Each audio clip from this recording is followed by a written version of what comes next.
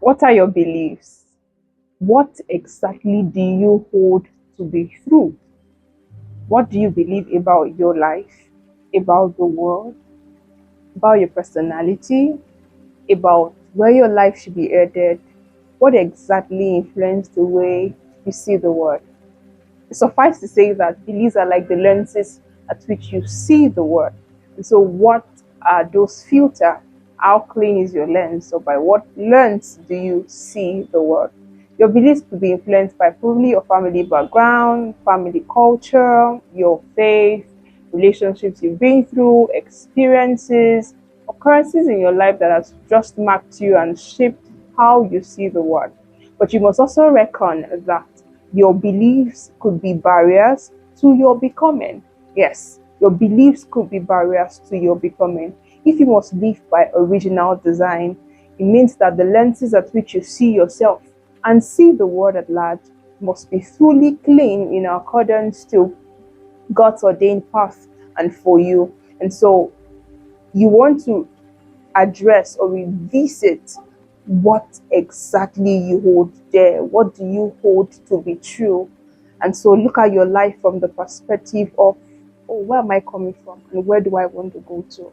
What are the things that are currently in my life today that could hold me from becoming God's fullness and live by original design? There are 5 markers that I would share with you in this video as to the things that influences your beliefs, and reckon that your beliefs are in your mind, right? And your mind is in your soul. And so your beliefs could dent the way your soul interprets God's natural inclinations and natural dispositions or purpose of God towards you. And you want to address that and revisit it. So before I get into the 5 core significant things that could be markers that influences your beliefs or your belief system, it's important that I quickly reference the story of Gideon in scriptures, and that's in Judges 6, where he encountered the angel and he was complaining of how God was forsaking Israel as a people. And the angel called him a mighty man of valor. How? How is a mighty man of valor threshing wheat? Like, how do you explain that? But Gideon, of course, doubted it. We saw that in his response and say, who am I? Mighty man of valor. Where? My family is the least of the youngest tribe in Israel. In fact, we are the poorest. How am I supposed to be the mighty man of valor? But because that was a prophetic word, not just because the angel wanted to be prophetic, but that was it by original design. He was a mighty man of valor and he was going to save the people from the hands of the Midianites who were oppressing them at that time. And so let's get into the 5 core markers that influences or could influence your beliefs, right? And cause a deter or a barrier in your becoming. The very first one is your experiences. Your experiences largely shapes what you think or how you think about yourself. What have you been through? What has life taught you? What are the things that have occurred in your childhood, your family culture? How do we do or how do you act? How do you engage with life generally from your family perspective, your background, your tribe, your culture, right? Those things subtly are speaking and passing certain data or messages to you that is causing you to see life in a particular direction or dimension. And so if you've gone through hurt or gone through pain or gone through losses or grief or several heartbreaks, you most likely will think that the world is unfair, as against when you compare to somebody who has had life a bit more rosy, maybe had not gone through all of those pain, maybe their own experience of pain is way different from heartbreaks. It could be some form of maybe loss, maybe theirs is loss of money. You definitely wouldn't see life from the same lens. And so it means that this particular one experiences, the first one is anchoring on your experiences, right? How that the occurrences in your life shape how you see the world.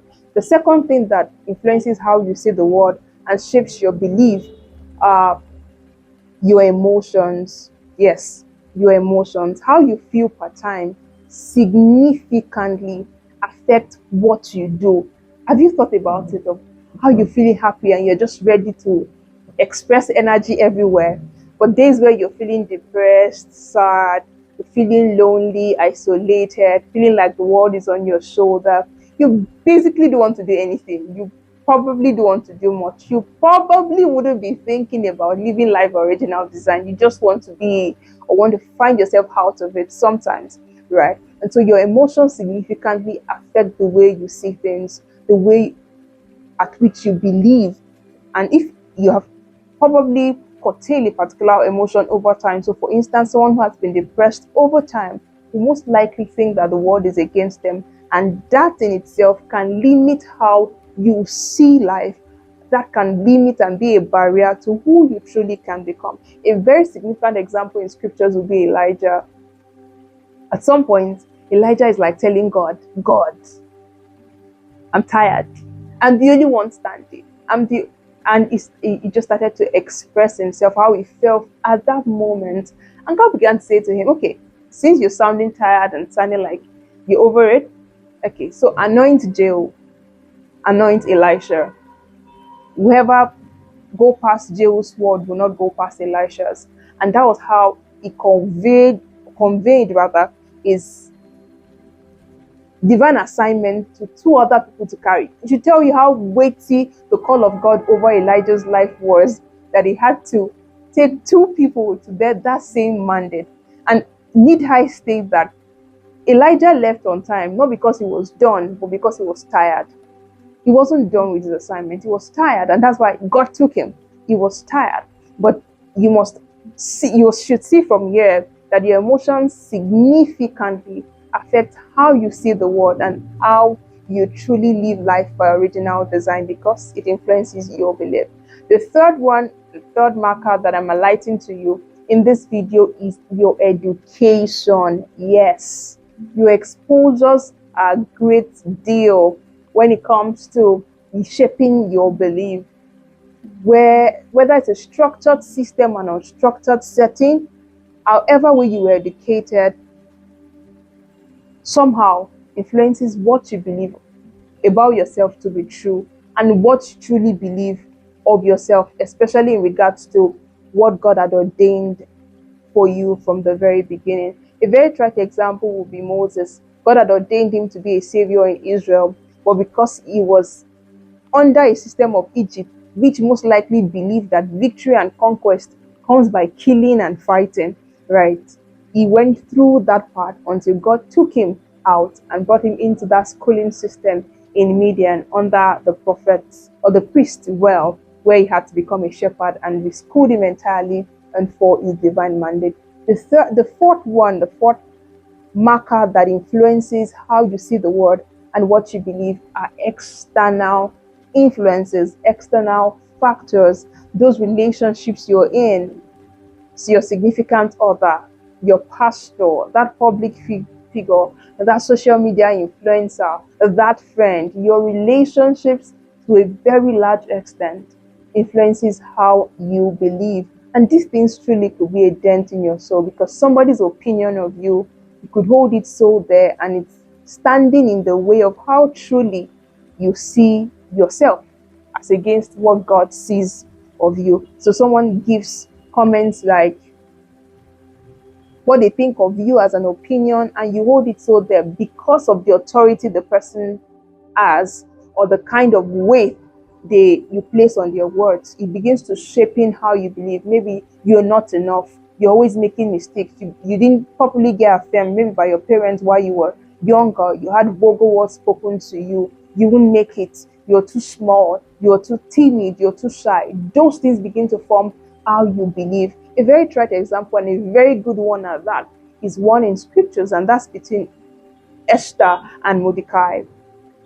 Esther was not qualified for the contest. She was a Jew, and she was not supposed to be qualified for the contest. But there was a voice, there was a man, there was a relationship who keeps saying, my girl, I've trained her enough.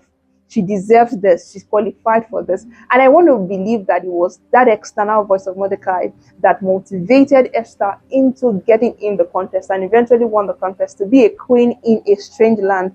And that sole action by Mordecai didn't just save Esther or save him, he saved his people. And so the greater assignment for which Esther had to be in the palace was fulfilled because there was an external voice shaping her belief of herself that, oh, you are not the ones who are supposed to be slaves or who are the lower class in this society that the society they were in at the time, right? You were one who was destined for the palace. You are royalty. You are a queen. And I want to believe he kept speaking like that into Esther's life, that it was a motivation enough for her to go on for the contest, properly put herself together and ensure that she got it, of course, by God's divine favor. But there was, of course, a Mordecai that was speaking over her. The very fifth marker that influences how we believe and see the word is our own exclusive inclinations. Your own biases sometimes could stand in the way of your becoming. Yes, your personality type. That is how I am. Oh, that is how I have been. Oh, I am like that. I am like this. When whereas those traits, those behaviors, those habits, those wrong routines are standing in the way of who you can truly become. You must reckon that we are humans, and over time, habits, when they are consistent, they become ingrained in our being and become part of us that without thinking, you could just take action on something, right? Because it's become part of you. And that's why we must also take that back seat and begin to check, why am I like this? What kind of personality do I hold? Why do I think in this way? Why do I see the world from these lenses? If we do not begin to question our beliefs one after the other, we would be swamped in trying to fight a battle that had already been concluded, right? Because we're seeing life from a different lens as against what we're supposed to be seeing it through God's lenses. And so remember that your beliefs, these five that I've highlighted to you, which influences your belief, right? That's your experiences, your emotions, education, external influences, and exclusive personal inclinations could greatly, to a very large extent, influence your soul, cause a dent in there where you are unable to see life beyond these things. And where they are negative, you must get on the transformational journey to fully heal. And so this is what healing is all about. Healing doesn't necessarily mean that, oh, you have to be abused.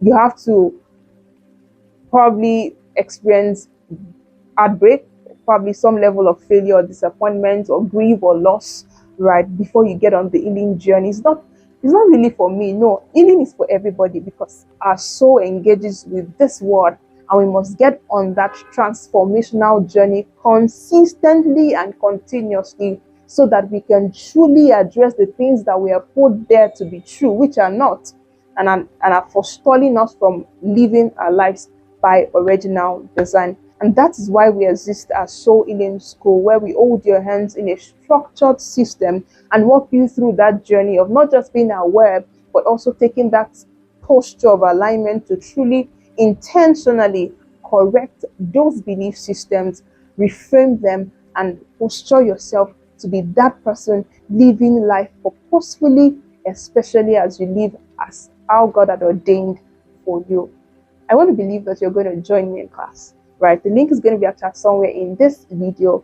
I want you to click it, get on to register, be part of the next cohort, and become intentional about living life purposefully. I believe I will see you in class.